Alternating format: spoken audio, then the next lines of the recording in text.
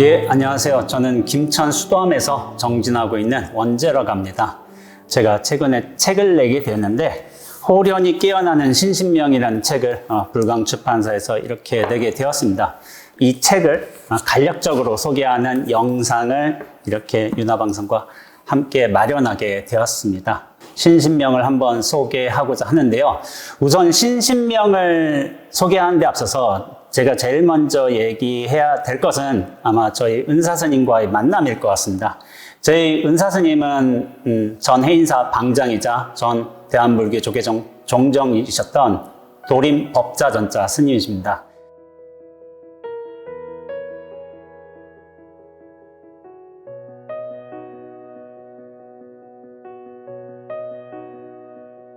제가 2006년에 해인사로 맨 처음 출가를 했을 적에 그때 후원에서 좀 일을 했어요. 행자로서 후원 일을 도맡아 하면서 공양주도 하고 소임도 보고 하다가 나중에 한 달여 정도 시간이 지나서 제가 퇴설당 방장 스님이 기거하시는 처소에 시자로 차출이 되었습니다. 차출되어서 좀 어르신 모시고서 일을 하다가 나중에 어르신께 직접 인사를 드리는 시간을 가졌습니다. 그러니까 저희 은사스님께서 저희 이름을 묻고 뭐 학교를 묻고 무엇을 공부했냐 이렇게 묻고 하셨어요. 그러면서 제일 마지막에 그래서 넌 출가한 이유가 뭐요? 이렇게 하고 물으셨어요. 그러니까 제가 그때 행자신분에 이런 말씀을 드렸습니다. 저는 자유롭기 위해서 출가했습니다. 근데 자유롭기 위해서는 깨달아야 된다고 알고 있습니다. 그래서 저도 깨달아서 자유롭고 싶습니다. 그런 말씀을 드렸던 것 같아요. 그러니까 은사스님께서는 이런저런 말을 하시지 않으시고 저한테 책 한 권을 주셨습니다. 그게 성철 스님께서 쓰신 신신명 증도가 강설이었습니다. 이 책을 받으면서 제가 처음으로 신신명을 만나게 된 겁니다. 근데 저는 출가했을 적에 굉장히 신심이 고취된 상태였죠. 큰 스님께서 이렇게 책을 주셨어. 그러니까 저는 어떻게 해야 되겠어요?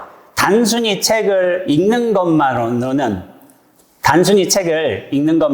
큰 스님의 은혜에 보답할 수 있다는 생각이 안 들었어요. 그래서 내가 이 신신명의 어떤 근본 뜻을 무심의 깨달으면 알지는 못하겠지만은 이걸 내가 외워서 내 삶에서 계속 되씹어보자. 그런 생각으로 신신명을 외웠습니다.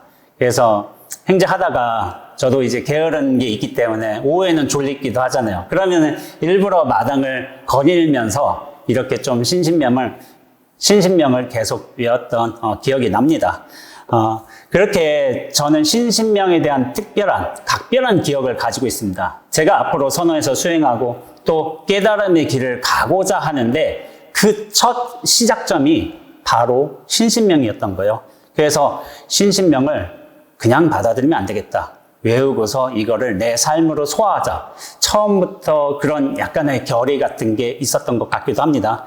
그래서 이 신신명에 관해서는 성철 스님께서 이런 말씀을 하신 적이 있습니다. 선의 요체가 잘 나타나셔서 중국에 불법이 전래된 이후 나타난 경동 가운데 최고의 문자라는 이제 평가로 소개해 주셨어요.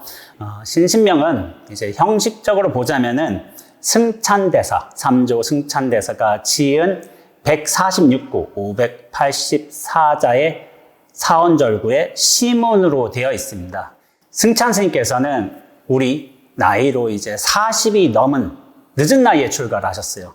지금 기준에서 40은 그렇게 늦은 나이가 아니라고 보는 경향성이 있습니다. 근데 1400년 전에는요, 40이 엄청 출가하기에 늦은 나이였습니다. 예전에 우리 한 50-60년 전만 봐도 스님들께서 10대 때 출가하신 분들이 그렇게 많으세요. 근데 요즘에는 30, 40대가 굉장히 비근한데 40만 해도 굉장히 늦은 이유가 뭐였냐면은 50이 넘지 못하고 돌아가신 분들이 그 당시엔 굉장히 많았습니다. 그리고 승찬 스님의 기록이 남아있진 않은 이유 중에 하나가 뭐냐면은 당시 스님께서 대풍질이라는 병에 걸려 계셨어요.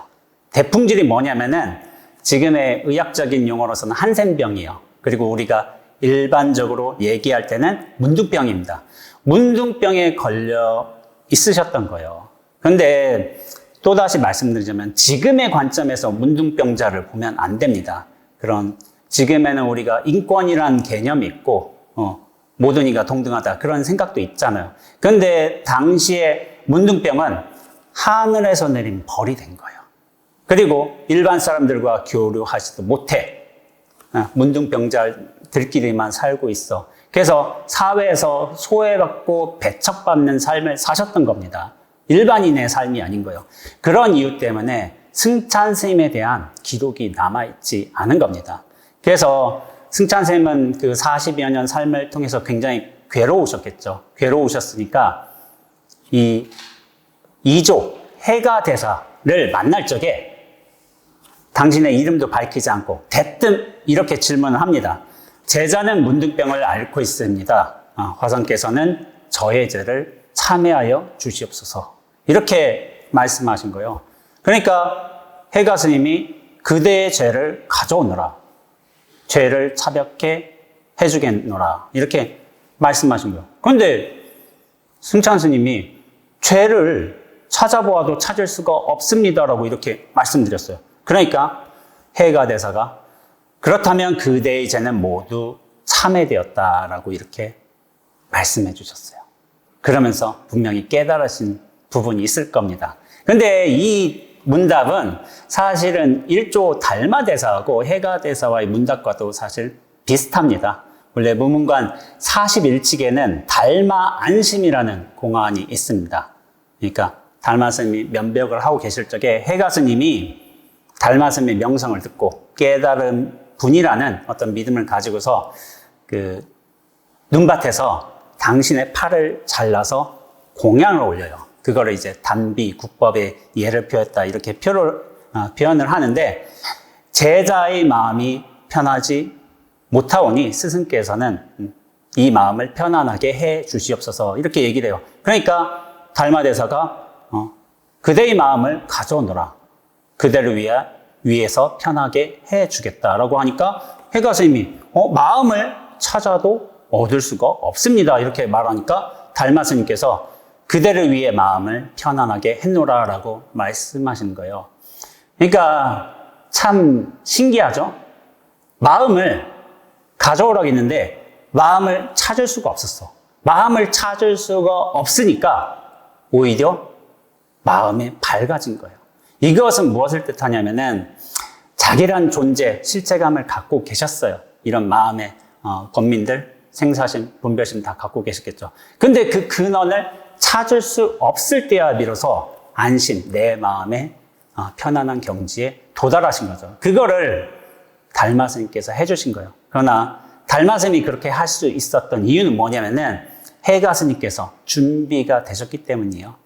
만약 준비되지 않은 사람한테 그 법문을 해봤자 그다지 큰 효용 없습니다. 그러나 해가스님은 당신의 팔을 잘라서 공양을 올릴 정도로 엄청난 신심, 분심, 의심을 갖고 계셨어요. 그런 거를 단칼에 싹 이제 잘라서 마음이 찾을 수 없는 무심의 경지에서 오히려 마음이 안심되는 깨달음에 이르게 해주신 겁니다. 그래서 우리가 만약 준비가 되어 있다면은 보고 듣는 아주 일상적인 경계의 깨달음을 얻을 수가 있습니다. 부처님께서는 새벽별을 보시고 깨달음을 얻으셨죠. 그리고 서산대사는 새벽에 다구는 소리를 듣고 깨달음을 얻으셨어요. 일상적으로 있는 보고 듣는 경계입니다. 근데 우리가 마음이 철저히 비워져서 준비가 되어 있다면 그 진리를 받아들일 수 있는 보고 듣는 모든 것이 깨달음의 기원으로서 작용하게 됩니다. 후에 3조 승찬 스님은 2조 해가스님의 법을 읽고 4조 도신 스님께 전법을 한 뒤에 돌아가셨어요. 그 이후로 4조 도신, 5조 홍인, 6조 해능 스님으로의 법맥이 계속 이어지게 됩니다. 이 신신명에 관해서 성철 스님은 이런 말씀을 하신 적이 있습니다. 신신명에는 8만 대장경의 심오한 불법도리와 1700공안의 격예도리 전체가 이 글 속에 포함되어 있다. 그리고 일관된 논리로서 선이나 교를 막론하고 불교 전체를 통하여 양변을 여인 충도가 불교의 근본 사상임을 표현한 총괄적인 중도 총론이라고 최종적으로 결론을 내리셨습니다. 그래서 이 신신명 하나만 제대로 공부한다 하더라도 84,000법문을 다 흡수하는 택이 됩니다. 그리고 선에서의 격의돌이 우리가 마음으로, 생각으로 읽어낼 수 없는 어떤 근원의 무심에 도달해야지만 알 수 있는 그런 격의돌이도 알 수 있고, 그 모든 논리들, 이론들이 중도의 도리로서 그렇게 통합이 되는 대단한 가르침이라고 저는 생각하고 있습니다. 그렇다면 우리가 이 신신명 많이들 들어보셨죠? 그리고 이 신신명의 첫 구절이 굉장히 유명합니다. 그럼 한번 이 첫 구절을 읽어보도록 하겠습니다. 지도무난이요 위험간택이니 단막 증해하면 통연명백하리라. 지극한도는 어렵지 않으며 오직 간택함을 꺼릴 뿐이니 미워하고 사랑하지만 않으면 통연이 명백하니라 라고 이렇게 말씀하시고 있습니다. 근데 이 구절을 굉장히 많이 들으셨어요. 그리고 이 구절을 외우시는 분들이 많습니다. 신신명 전체의 어떤 골수가 담긴 내용이라고 볼 수 있습니다. 근데 이 첫 구절부터가 굉장히 파격입니다. 왜냐하면은 지도문안, 지극한도가 어렵지 않다고 말씀하세요. 근데 우리가 일반적으로 생각하기에 도 깨닫기는 굉장히 힘들거든요. 도는 저 수행을 수십 년간 하신 선사들도 깨닫기가 어려운 건데 지도문안, 지극한도가 쉽대 오히려. 그렇게 말씀하시니까 우리가 이해가 잘 가지 않는 측면이 있어요. 근데 이런 말씀을 하신 거는 승찬스님뿐만이 아니세요. 다른 여러 선사들께서도 야, 도 깨닫는 거는 세수하다가 코 만지는 것보다 쉽다라고 말씀하세요. 또 다른 표현을 뭐가 있냐면은 야, 간장 맛이 짠 줄 알면은 야, 견성한다. 이런 말도 있습니다. 근데 신기하잖아요. 도 깨닫기가 그렇게 쉽대. 왜 그럴까요? 왜 도 깨닫기가 쉬울까? 그것이 가능하려거든 도는 이미 완성되어 있어야 된다는 전제가 있기 때문에 가능한 거예요. 도는 이미 드러나 있어. 완성돼 있어. 근데 우리가 그걸 알지 못할 뿐이에요. 우리는 진리를 매일같이 쓰고 있고 진리와 함께 살고 있어요. 그런데 이 진리로서 살고 있음을 알지 못하기 때문에 그런 무명업식에 사로잡혀 있기 때문에 중생이라고 부릅니다. 그래서 선사들께서 이런 말씀을 하신 거예요. 기우묘구라는 표현이 있습니다. 야, 솥하고 소를 찾는다.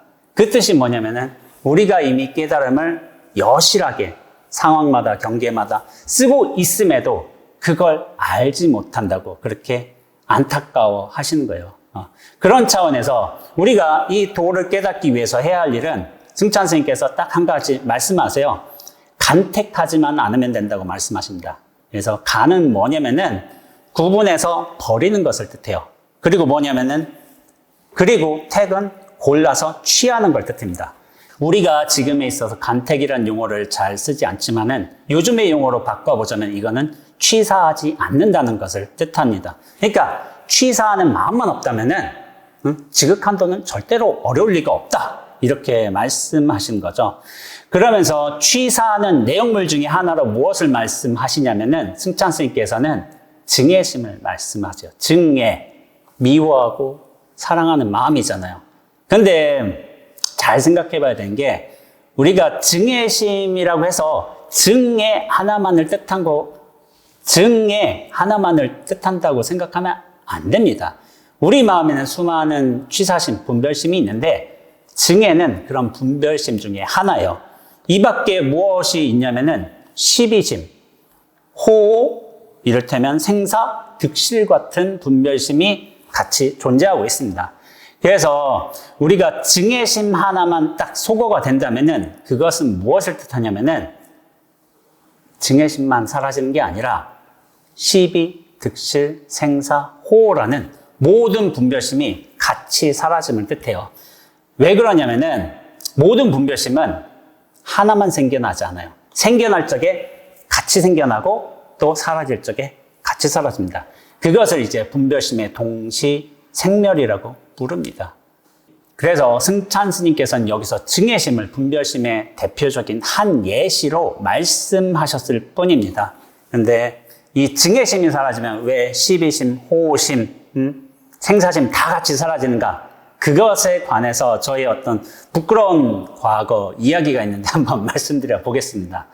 제가 학창 시절에 제가 서강대학교 종교학과를 나왔는데요.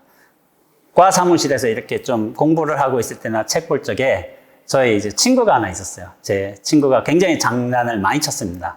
근데 그 친구가 치던 고약스러운 좀 장난이 뭐냐면은 앉아있는 사람들 뒤에 몰래 다가와서 겨드랑이에 손을 확 집어넣는 거예요. 그러니까 그런 갑작스러운 행동에 다 놀라워하죠. 그리고 또 기분이 안 좋을 수가 있단 말이에요. 근데 그 장난을 몇 번 당하니까 저는 굉장히 마음이 불편했어요. 화가 나고. 그래가지고 친구한테 말을 했어요. 다시는 이런 장난 치지 마라. 이렇게 이야기한 거예요. 근데 그 친구의 반응이 과관이었습니다. 뭐냐면은 저는 그래도 화를 참으면서 간신히 그렇게 말을 했는데 친구는 이러다 사람 치겠네? 이런 얘기를 한 거예요. 그러니까 저는 애써 마음을 진정시켜서 그렇게 얘기했는데 친구는 그런 거에 아랑곳 않고 당신 얘기를 했던 거예요. 그런데 그 이후로 문제가 시작되었습니다. 저는 굉장히 예의를 다해서 그렇게 표현했다고 하지만은 그 친구는 제 말에 아랑곳 없이 남들한테 또 장난을 치는 거예요. 근데 뭐냐면 그 친구가 그렇게 해맑아요. 해맑게 장난을 치고 있어. 분명히 잘못은 저 친구가 했고, 그렇지만 저 친구는 여전히 해맑고, 나는 시비분별에 잡혀가지고, 나는 잘못한 게 없는데, 내가 왜 이렇게 기분이 나빠야 되지? 그 문제의 골머리를 앓고 있었던 거예요. 그러니까, 친구는 괴로워하지도 않아. 괴로워하는 건 나 자신이야. 왜 이럴까? 왜 이런 일이 벌어지는 걸까? 저는 그런 의심에 꽉 잡혔습니다. 잡혀가지고 그 의심이 계속 이어지더라고요. 밥을 먹어도 수업을 들어도 그냥 산책을 해도 왜 그럴까? 잘못이 없는 나는 왜 괴롭고 저 친구는 괴로움이 없을까? 이 의문에서 제가 헤어나오질 못했습니다. 그렇게 사흘 동안이었어요. 사흘 동안 무려. 사흘 동안 그 의문이 꽉 잡히다 보니까 머리가 부서질 정도로 좀 아팠어요. 두통이 엄청 심했습니다. 그래서 이 두통 때문에 좀 벗어나고 싶으니까 딴짓을 해봤어요. 음악도 들어보고 영화도 보고 친구들하고 얘기도 해봐도 근데 이 의문이 안 사라지는 거예요. 도대체 잘못 없는 내가 왜 고통스럽고 잘못한 저 친구는 괴로움이 없을까? 이런 의문을 품고서 3일 동안 굉장히 괴로워하다가 제가 수업을 준비하다가 책을 가져가다 책 한 페이지가 툭 하고 펼쳐졌어요. 근데 그 페이지에서 한 문장이 쑥 눈으로 다가왔습니다. 근데 그 한 문장이 깊은 어떤 깨달음처럼 저에게 경종을 울리면서 제 몸을 싹 관통해 버렸습니다. 그 순간 무슨 일이 일어났냐면은 제가 팍 하고 텅 비어지더라고요. 그러면서 의문이 3일 동안 저를 계속해서 괴롭혔던 그 의문이 사라져버렸어요. 사라져버리면서 좀 신기한 일이 벌어지게 되었는데 그건 뭐였냐면은 세상 한 통이 탁 되어버렸습니다. 제가 한 통이 탁 되어버리니까 의문이 사라져버린 거예요. 그런 상태에서 제가 하늘을 봤어요.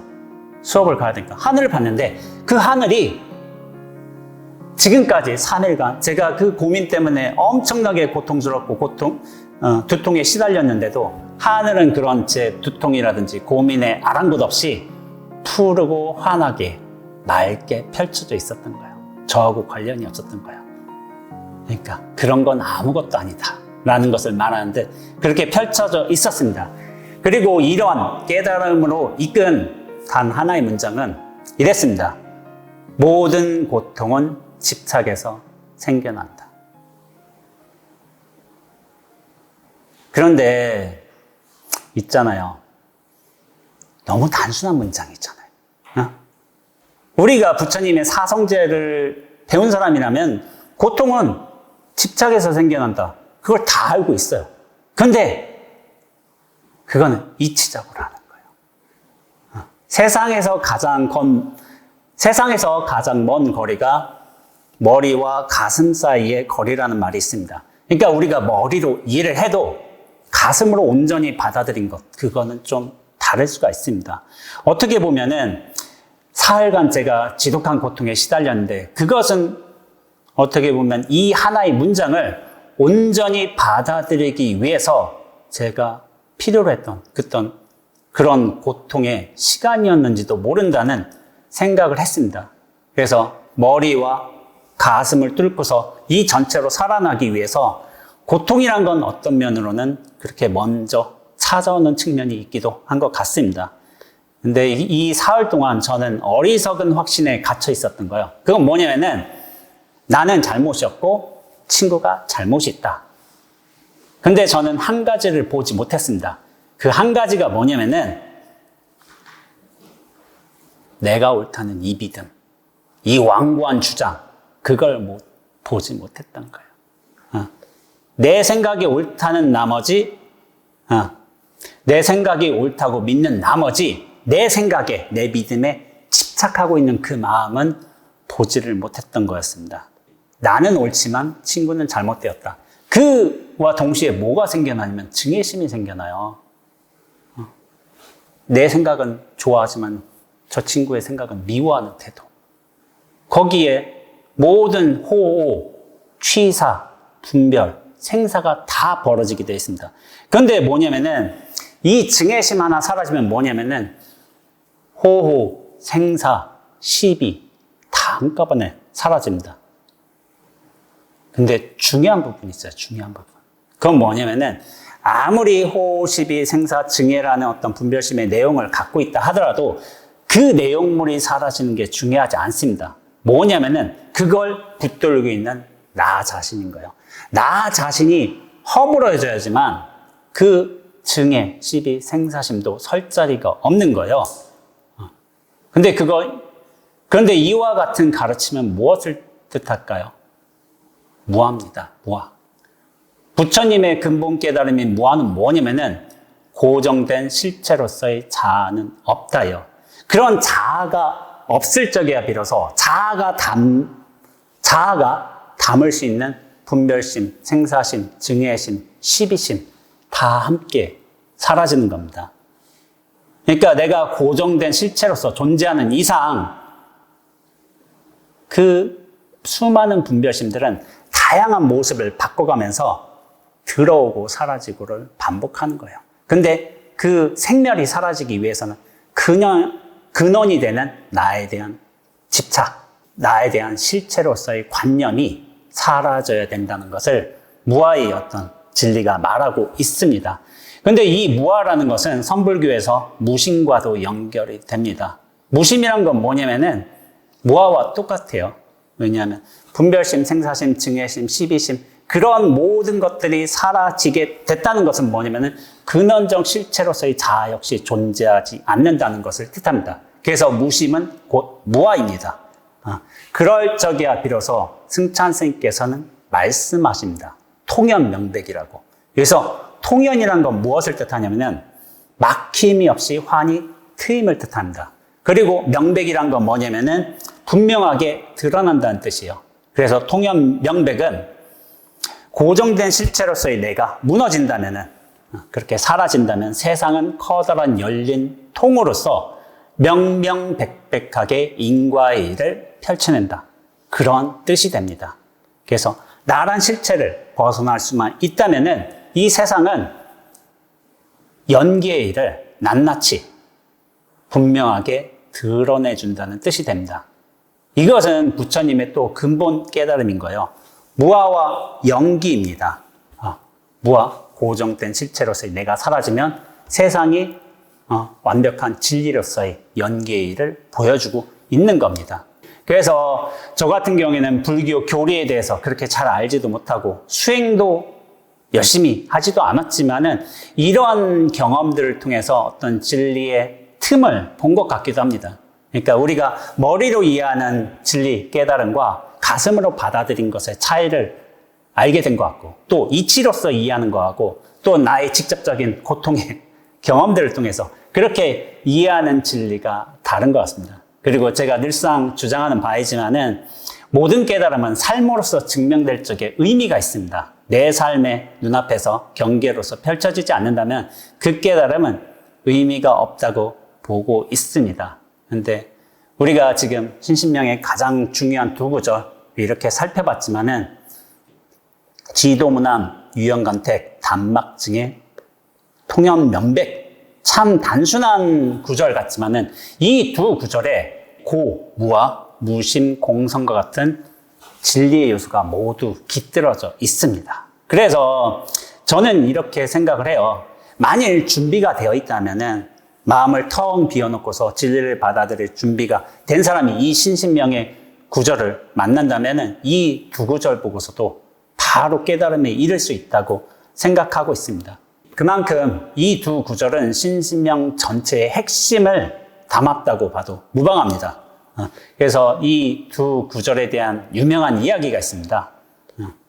하루는 한 재상이 낭야 해각선사한테 신신명의 주애를 달아달라고 이렇게 요청을 한 적이 있어요. 그러니까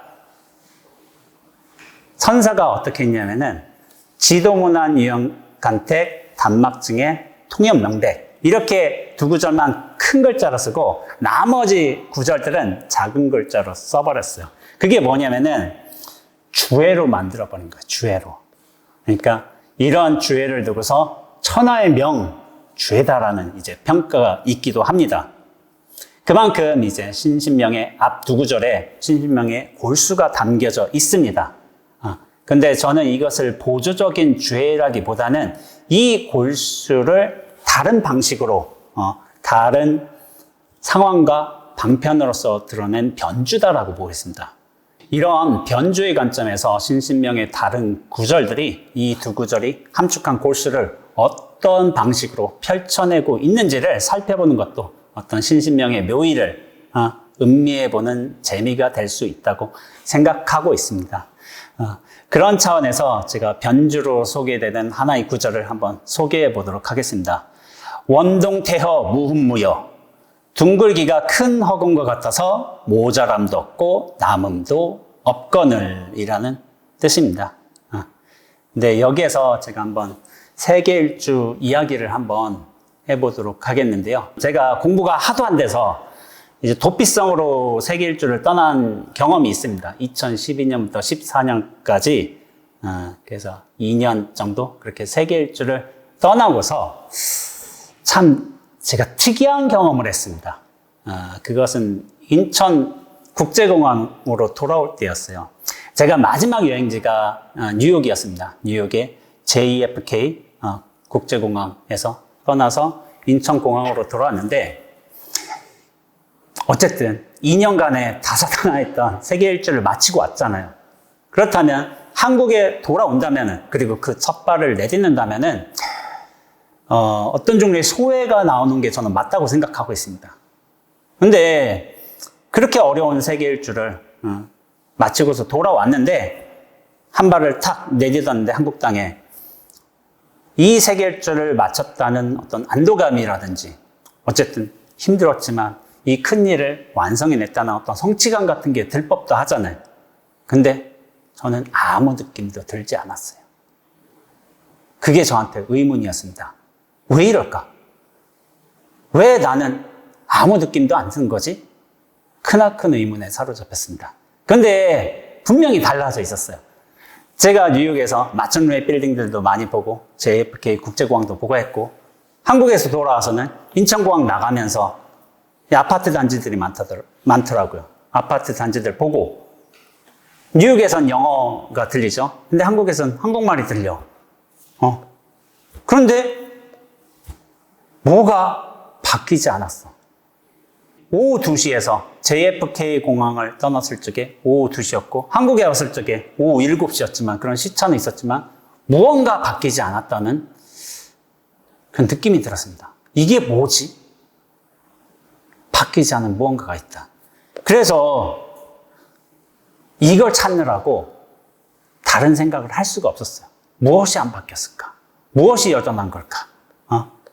그러면서 제가 송광사에서 안거도 나고 후에 또 망월사에서 안거도 나고 하면서 충분한 시간이 흘렀을 적에 바뀌지 않은 것을 찾을 수가 있었습니다. 그게 뭐였냐면은 눈앞이었어요. 눈앞이 바뀌지 않았구나. 근데 이 말을 하면은 대부분 사람들이 의아하게 생각해요. 눈앞은 원래 있는 거잖아요. 원래 항상 있었잖아. 근데 그게 뭐 대수라고. 근데 이게 참 납득시키기가 힘든 것 같습니다. 눈앞은 원래 찾을 수도 없고 떠날 수도 없어요. 그렇다고 얻을 수도 없고 잃을 수도 없어요. 근데 이 진리란 게 참 묘한 게 뭐냐면은 찾을 수 없는 것을 찾아야 되고 또 얻을 수 없는 것을 얻어야 된다는 거예요. 그런 차원에서 제가 눈앞을 말씀드리고 있는 겁니다. 그래서 제가 후에 망월사에서 이제 안거를 날 적에도 항상 이 생각을 했어요. 뭐가 계속 따라다닌다. 뭐가 항상 있다 할 적에 눈앞이 따라다닌다는 표현을 했습니다. 당시에는 저는 그렇게 느끼고 있었어요. 또 그렇게 표현할 수밖에 없었어요. 그래서 눈앞을 벗어나지 못하는구나. 이것을 항상 느끼면서 살았습니다. 근데 제가 지금 이렇게 눈앞이라고 표현하지만은 이거를 다른 선사들께서는 허공이라고 표현하셨어요. 허공. 그 선사가 누구시냐면은 황벽스님이십니다. 황벽스님. 황벽스님은 전신법요에서 법신의 어떤 비유로서 허공을 이렇게 말씀하셨습니다. 부처님의 참 법신은 마치 허공과 같다고 하는데 이는 비유이다. 법신이 곧 허공이요. 허공이 바로 법신인데 보통 사람들은 법신이 허공에 두루하고 있다고 하면 허공 가운데 법신을 포용하고 있는 줄 알고 있다. 법신이 바로 허공이며 허공이 바로 법신임을 모르는 것이다. 그러니까 우리가 법신이라고 한다면은 뭔가 모양과 어떤 형체, 의미가 있어야지 이렇게 법신이라고 생각하는데 법신의 본원에는 모양과 소리, 형체가 없습니다. 그런 게 전혀 없어요. 근데 진리란 게 그래요. 진리란 게 모양이나 크기가 있다면은 다른 거를 품지 못합니다. 오히려 모양과 크기, 의미가 없어야지 다른 한정된 의미로서의 모양, 크기, 형태 다 품을 수가 있습니다. 그래서 법신은 어떻게 보면 허공은 그 모양, 의미, 크기를 모두 다 넘어선 존재여야 돼요. 그래서 법신은 허공에 곧잘 비유되고 있습니다. 근데 제가 눈앞이라고 말했지만 눈앞도 허공과 똑같습니다. 눈앞은 비추는 어떤 중심이나 실체가 없어요. 그런데 이미 모든 존재들을 잘 비추고 또한 잘 드러내주고 있습니다. 우리가 제가 뉴욕에서 보았던 대도시 어떤 빌딩들 있죠. 또 아파트들이 있죠. 근데 저 빌딩들을 볼 적에 저 빌딩 대상만 봐서는 안 돼요. 뭐냐면은 그 진정한 안목으로서 저 빌딩을 본다면은 저 아파트들, 대상들을 품고 있는 허공도 같이 보아야 합니다. 달리 이제 말하자면은 저 대상들과 동시에 저 대상을 품고 있는 허공도 동시에 보아야 한다는 거예요. 비슷한 경우로 뭐가 있냐면은 우리 하늘에 구름이 흘러가고 있잖아요. 구름이 흘러가고 있다는 걸 본다면은 요즘에 여름 구름이 되게 멋있거든요. 그래서 정라눈이 그렇게 참 여름답게 펼쳐지고 있구나 생각하고 있지만은 구름만 봐서는 안 됩니다. 그 구름이 지나가도록 허공이 자리를 내어주고 있다는 것도 동시에 보아야 해요. 또 도로를 지나다 보면은 차량 경적 소리도 들리죠. 근데 차량 경적 소리만 듣고서 시끄럽다 이렇게 생각할 것이 아니라 저 차량의 경적 소리가 말끔하게 울려 퍼지게끔 허공이 이 눈앞이 막힘없이 공간을 터주고 있다. 이것을 본다면은 제대로 보는 거라고 저는 생각하고 있습니다. 이것이 대상뿐 아니라 모양과 소리 없는 법신을 동시에 보는 안목을 뜻합니다. 근원이 되는 실체를 찾을 수 없다는 것이 진공의 뜻인데 그것이 무아의 도리와도 통하게 되어 있고 묘유가 묘하게 이 세상이 이렇게 드러나고 있다, 운용되고 있다라는 뜻이 뭐냐면은 연계의 도리와 이렇게 통하고 있습니다. 그래서 진공묘유가 결국에는 무아와 연기도리를 다 포함하고 있다고 생각하고 있습니다. 그래서 우리가 대상을 볼 때에도 그 대상만 보는 것이 아니라, 묘유만 보는 것이 아니라, 연기만 보는 것이 아니라 그 근원이 되는 진공도 봐야 되는 것이고, 그 진공의 자리에 나라는 실체를 둘 수가 없다는 무아의 진리도 함께 보아야 한다고 이렇게 말하고 있는 겁니다. 이것이 대상을 바르게 보는 안목입니다. 한 가지만 보면 안 됩니다. 진공도 봐야 되고 묘유도 봐야 됩니다. 연기의 이치를 이해하면서도 그 근원에 있는 무아의 도리와 또 상통해야 됩니다. 그래야만 우리가 나란 존재도 이 세상도 바르게 이해하고 받아들일 수 있는 것이라고 저는 생각하고 있습니다. 그런데 우리가 진공묘유의 도리를 바르게 받아들이기 위해서는, 그리고 무아와 연기의 도리를 진짜로 받아들이기 위해서는 반드시 거쳐야 되는 과정이 있습니다. 그것은 뭐냐면은 내 자신이 허공이 되는 거예요. 허공이. 내 자신이 텅 비어져 있을 때야 비로소 눈앞으로서 전체로서 이 모든 대상의 모양과 소리들을 다 제대로 받아들일 수가 있습니다.